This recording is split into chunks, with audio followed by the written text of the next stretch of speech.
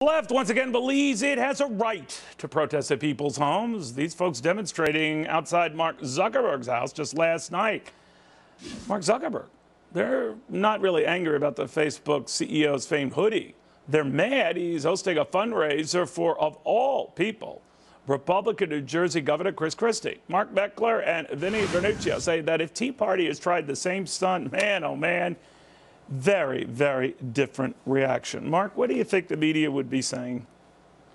Oh, I mean, they would be accusing us of the same things they've always accused us of. I'm sure they'd find a way to throw in racism and other stuff like that, but they would say we were threatening people, you know, it was violent behavior. Whatever we do, there's always a double standard, Neil, and frankly, we've gotten so used to it, it's kind of amusing at this point. You know, when you camp out outside someone's home, Vinny, I mean, you know, that's a big deal. But a lot of the Verizon strikers, when they were doing that in New Jersey, outside executives' homes in New Jersey, they got a pass because the media said, well, it was sort of like parents would not let them eat cake and go after the guys eating the cake, and it was fine. In this case, it's liberal groups who don't like the idea of Zuckerberg meeting with, of all people, Chris Christie, who's been a famed union buster. Double standard? Absolutely. I mean, you are seeing this is the new modus operandi, the new MO of the left, which is trying to destroy their opposition by intimidation and by trying to have these massive protests, not against politicians. And to be fair, I mean, this was a political event, but doing it at people's homes. And the unions are at the forefront of this. What they do is they engage in what's known as a corporate campaign, where they try to intimidate their opposition through these type of tactics to take away the secret ballot from workers. And now it's also being translated into the political sphere with, like you're seeing with Zuckerberg. But, you know, I don't mind, you know, the media covering, you know, if it was, a protest outside someone's house. I'm not a fan of protests going to the personal homes of executives and the like, and you know, it's their kids are there and all that. The kids have nothing to do with these issues. Leave them alone. But I do think, Mara, you know, that the Tea Party pulling the same stunt, you guys would be all over the place as nuts, kooks, when we saw the Occupy Wall Street crowd do stuff that was far more violent, far more insidious, far more objectionable, and it was barely an issue. It is galling. You know, again, Neil, it's been going on for so long. They attack us no matter what we do. We go hold a protest with 1 million people on Capitol Mall, and there's not a gum wrapper left at the end. There's not a single violent incident.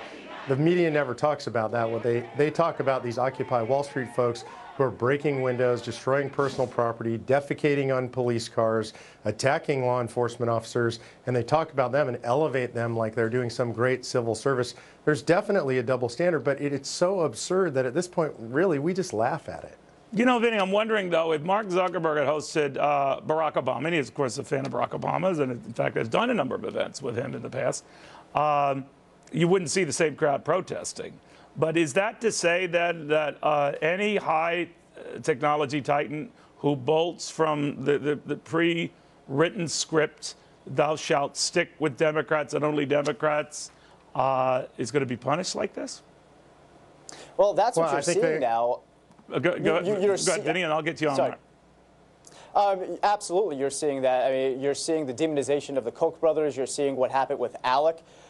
Any group that comes out for free markets, free market principles, or that goes against the orthodoxy of the left is suddenly evil, and that's when you see these massive protests, and you see even politicians coming out and demonizing these type of people. So it is absolutely ridiculous. There is definitely a double standard, and I tell you, I was at the 9/12 march in Washington D.C. with the Tea Party. I guess was right. I mean, there was barely a gum wrapper left afterwards. They cleaned up after themselves. They were polite. And you juxtapose that with some of these union protests and some of these left protests, especially the Occupy movement, and it is absolutely night and day. Mark, let me introduce you on the Tea Party and how it's viewed right now as losing a lot of its losing a lot of its public support. We're running around sort of like chickens without their heads and wondering what happened in 2 years. What happened in 2 years? What happened in 2 years, honestly, Neil, is nothing really bad. Everybody's trying to paint this as an incredible tragedy. Right now, the latest polling shows that there are 8% of American voters who consider themselves Tea Partiers, what you're talking about is roughly 12 million hardcore activists. There's hardly any other political movement, and frankly, no other political movement in this country that can claim 12 million people who'd raise their hands and say they're part of that movement.